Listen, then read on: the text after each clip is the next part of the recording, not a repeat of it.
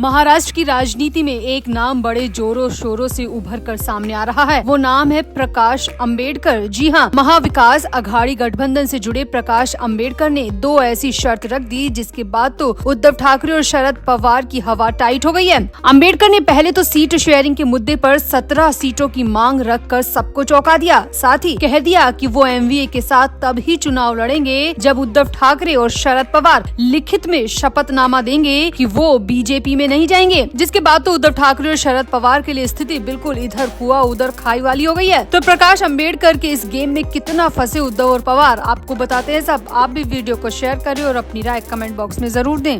तो महाराष्ट्र में लोकसभा सीटों के बंटवारे पर एनडीए और एमवीए दोनों ही गठबंधनों में खींचतान जारी है। विपक्षी गठबंधन महाविकास अघाड़ी के दलों के नेता और वंचित बहुजन अघाड़ी के प्रकाश अंबेडकर के बीच राज्य की 48 लोकसभा सीटों के बंटवारे पर मुंबई के एक होटल में सीक्रेट बैठक हुई। ये बैठक करीब 3.5 घंटे तक चली, लेकिन पूरी तरह बेनतीजा रही। दरअसल अंबेडकर ने उस बैठक में राज्य की कुल 48 सीटों में से 17 सीटों की मांग रख दी। इतना ही नहीं, अंबेडकर ने अकोला, अमरावती, डिंडोरी, रामटेक और मुंबई की एक सीट पर भी अपना दावा ठोक दिया। इसके अलावा अंबेडकर ने सांगली और वर्धा सीटों पर भी सीट शेयरिंग से पहले ही अपने उम्मीदवारों की घोषणा भी कर दी, जहां आमतौर पर कांग्रेस चुनाव लड़ती है। और अंबेडकर के इस रूप के बाद तो उद्धव गुट, शरद पवार गुट के सामने मुश्किलें खड़ी हो गई हैं। प्रकाश अंबेडकर ने इस बैठक में अपनी पहली शर्त रखी, जो उद्धव ठाकरे और शरद पवार के लिए टेंशन देने वाली है।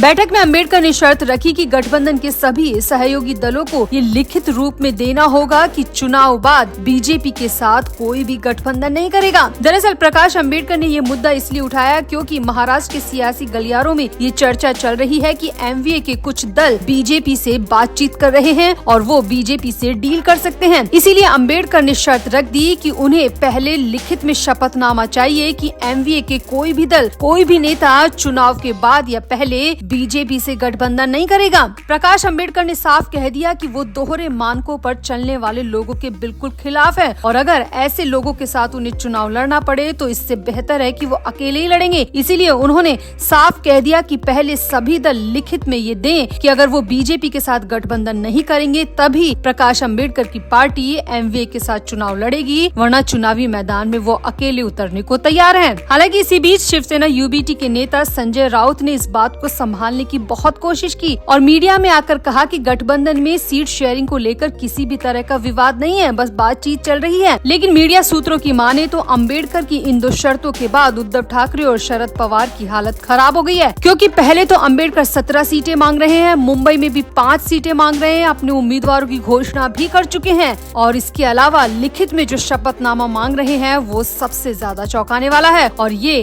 शरद पवार और उद्धव ठाकरे के लिए किसी बड़े झटके से कम नहीं है, क्योंकि शरद पवार और उद्धव ठाकरे दोनों ही सरकार बनाने के लिए, सत्ता में आने के लिए किस हद तक जा सकते हैं ये इतिहास गवाह है। इसीलिए प्रकाश अंबेडकर ने दोनों के सामने ये शर्त रख दी कि अगर लिखित में दिया जाएगा तभी वो एमवीए के साथ चुनावी मैदान में उतरेंगे, वरना वो अकेले उतरेंगे। अब अंबेडकर का जनता में काफी प्रभाव है, अंबेडकर का वोट बैंक भी अच्छा खासा है, इसीलिए शरद पवार और उद्धव ठाकरे अंबेडकर को नाराज करके अपनी मुसीबत बढ़ा नहीं सकते। अब भले ही संजय राउत कितनी भी एकजुटता दिखाने की कोशिश करे, लेकिन अंबेडकर ने पहले ही सांगली और वर्धा क्षेत्रों के लिए अपने उम्मीदवारों की घोषणा करके इस बात को साफ कर दिया कि ना वो कांग्रेस की परवाह करते हैं, ना यूबीटी की और ना ही शरद पवार की। वो अपनी शर्तों पर चुनावी मैदान में उतरना चाहते हैं।